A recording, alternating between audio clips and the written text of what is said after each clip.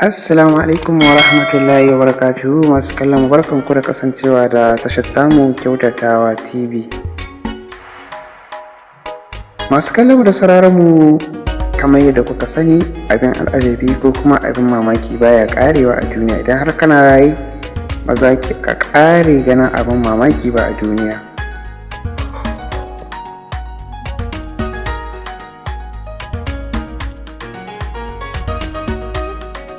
Shahararren jarumatan ta cikin Kannywood wato Aisha Humaira.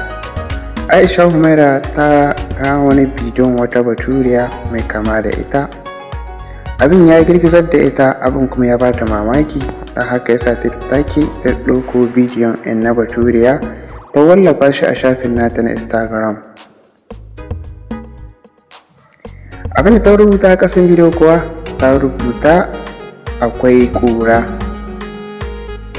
Nan take Hadiza a Gabon ta ga abinda Aisha Humaira ta wallafo, sai ta rubuto mata "Sister ke ce kawai". Abinda Aisha Humaira ta mai sama Hadiza Gabon kuma fa haka ne.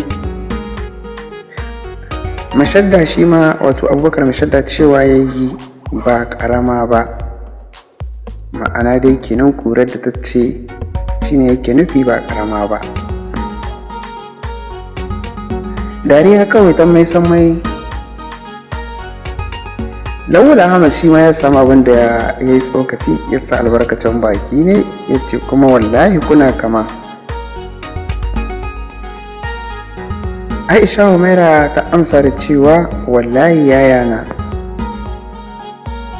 Sai Maryam Kaka wato ƙaunar Fati Kaka abin da ta rubuta, kai kama ɗai mai kama da ke.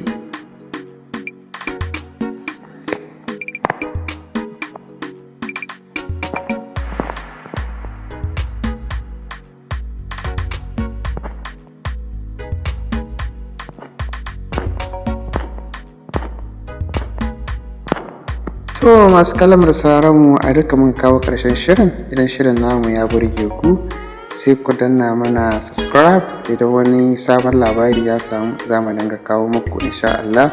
Kada ku manta da yi mana subscribe, sannan ku danna mana alamar ƙararrawar sanarwa a duk lokacin da muka ɗaura sabon shiri tashi zuwa cikin wayoyinku.